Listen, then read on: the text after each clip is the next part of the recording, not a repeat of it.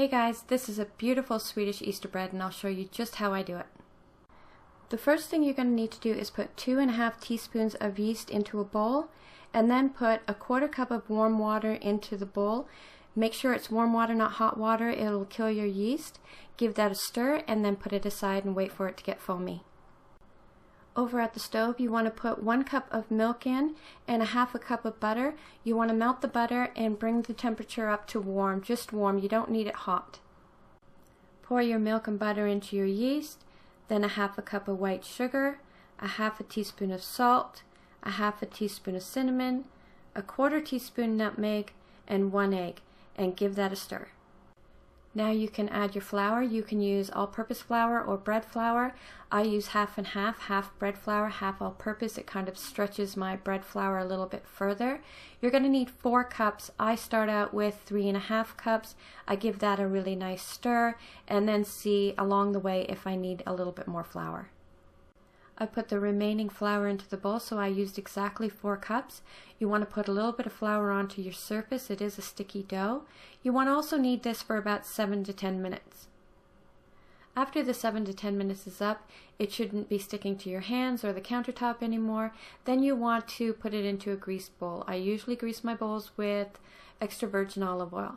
You want to put a clean tea towel over it and put it into a draft-free warm place and let that rise for an hour. After the hour, you want to place your dough on the countertop and knead it. I only knead it for about a minute or so just to get the air bubbles out, and then cut that dough into half. You want to take one of your halves and start rolling it out pretty thin. Try to keep it even, more long than square. And then what I do is I cut it into 3 lengths. This way I'm a little bit more certain of the sizes of the rope that we'll be making. If you just kind of tear off the dough as you go along into 3 different parts, it never quite comes out right. So this way of flattening it out, cutting it into 3 strips, it kind of makes the bread a little bit more even all the way around. Take one of your strips and fold it over and give those seams a really good firm pinch down, and then you can go ahead and start rolling it from the center all the way out, just like you would in a school when you were young and playing with Play-Doh and making ropes. You start from the center and roll and push your way out all the way to the ends.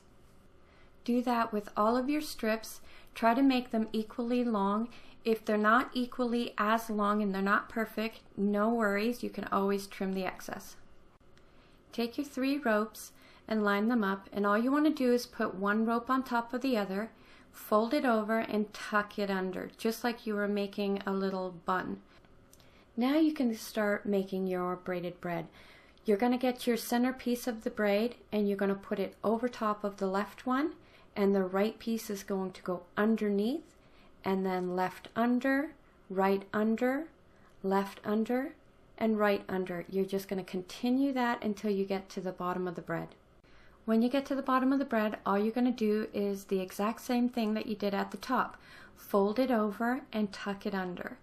Then you're going to go ahead and do the exact same thing with the other half of the bread. After that's done, you'll put it on a cookie sheet with parchment paper. I don't spray it or put butter on it or anything like that. I put a clean tea towel over them, put them in a warm, dry place, and let them rise for 45 minutes. Just before the 45 minutes is up, I put 1 egg and some milk into a bowl and I whip that together. You want it to be a runny consistency to put on the bread. Brush the bread really lightly with your eggs and milk. There's a lot of different ways that you can finish this bread. One typical traditional way that we do it is using a very chunky sugar. It's kind of like a pearl sugar. And I know it seems like there's a lot going on this bread, but you would be surprised at how unsweet it actually is. I get it at a store here in Canada called Denninger's. It's like a German-Dutch store. It's very popular in Sweden. You can get it anywhere there. But that's the traditional way that we finish this type of bread. This goes into the oven at 350 degrees Fahrenheit for approximately 30 minutes. When the bread comes out of the oven and I'm letting it cool, I put a little bit of vanilla, milk, and icing sugar, and I mix that around really well till it's nice and creamy.